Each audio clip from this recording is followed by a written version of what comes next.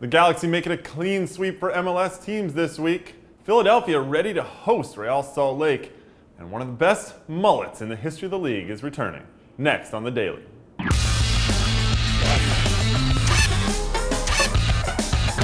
Welcome to the show, everybody. Today is Friday, August 24th. Greg Lalas alongside Andrew Wiebe. And last night, the LA Galaxy made it 3 for 3 this week for MLS teams in the CONCACAF Champions League. A third win following Real Salt Lake's victory and Houston's victory this week. The Galaxy 5-2 over Isidro Metapan of El Salvador, and it was the David Beckham show on the field. Yeah, 2 assists for David Beckham, then the always rare Olympico. Seems like he finds a way to pull those off. But the big theme after this one on LA's side, they were not happy with the refereeing, and you could see why in many cases. A lot of the comments from Bruce Arena, he called it a circus, said that the referee wanted to be bigger than the game itself. The big play that they were not happy about, Robbie Keane sent off for 2 consecutive yellows in the 70th minute. The first one for a dive that Keane clearly did not believe was a dive. He argues his case, and all of a sudden the second yellow comes out. So they won't be happy about that, but I have to think that they feel like they're in good position after this initial win. Well, definitely in good position. They get the 3 points in their first win. Considering how last year's CCL ended for the Galaxy, they wanted to get off to a good start.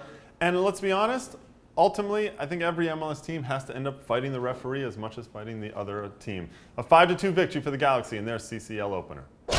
With CCL for this week done, we turn to MLS and a big game on Friday night. The Philadelphia Union hosting Real Salt Lake. That's on the NBC Sports Network at 7:30 p.m. Eastern Time. A live chat on MLSsoccer.com. Now, Andrew, really, this is a game for Philadelphia. They're struggling. If they want to have any chance of getting in the playoffs, they need to probably get 3 points in this one. Yeah, it's a big one, and they'll have to do so without Shannon Williams. As we saw last week against, or middle of the week against DC United, he gets that second yellow on the red card. He's out for this one. Fortunately for John Hackworth, he has Ramon Gaddis in reserve, a guy who's played 9 games already this season, very comfortable with that right back spot for the Union. Well, and they're going up against a team that had been struggling in August. 3 losses in a row to start the month for Real Salt Lake. Bounced back on Tuesday, though, against Tower FC, a 2-0 win at home. But they have to go across the country to the East Coast, travel to Philadelphia for this one. Gotta think the Union have the advantage, but you can never count out Jason Kreis's team. Well, short rest for both of these teams, and we'll see if Nat Borchers returns to the center of defense for Real Salt Lake in this. Again, that's at 7:30 p.m. Eastern Time on the NBC Sports Network. 2 other national TV games this weekend. LA against Dallas on Sunday at 7 p.m. Also on the NBC Sports Network. We'll see if Dallas can continue their resurgence now that David Ferreira is healthy again. And the late game on Sunday, Sporting Kansas City against the New York Red Bulls, 9 p.m. Eastern Time on ESPN2. Andrew, which one of these games are you liking more? I think I'm going to go with Sporting KC in New York. This is a huge matchup, the first of 3 down the stretch that, if these 2 teams stay on form, will more than likely decide the Eastern Conference title. It's going to be a close one. I think Kansas City at home has the edge. And again, that's Sporting New York, 9 p.m. Eastern Time on ESPN2, a live chat on MLSsoccer.com. One of the greatest mullets in the history of MLS looks to be returning to MLS. In fact, he is. He has signed a deal. Juan Toja, who when he played for FC Dallas in 2007 and 2008, had a flowing mullet that everybody seemed to really like. They even had a wig night down there at the stadium.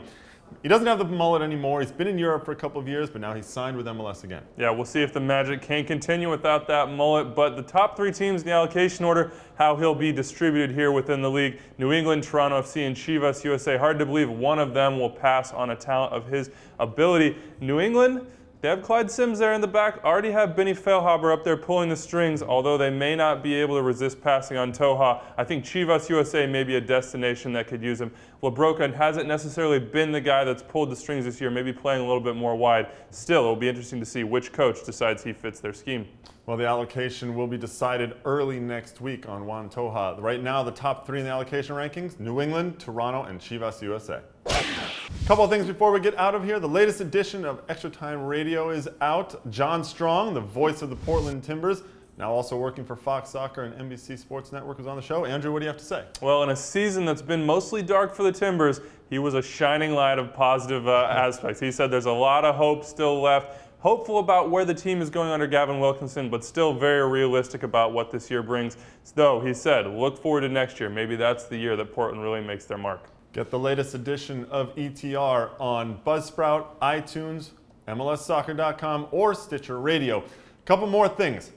24 into 24, the fan voting will end tonight at 5 p.m. Eastern Time on MLSsoccer.com. Make sure you go to MLSsoccer.com/24 under 24 to put your vote in for who is the best young player in MLS this year. Lastly, all the matches this weekend, a full slate. Check out all the news, all the scores, and all the highlights on MLSsoccer.com.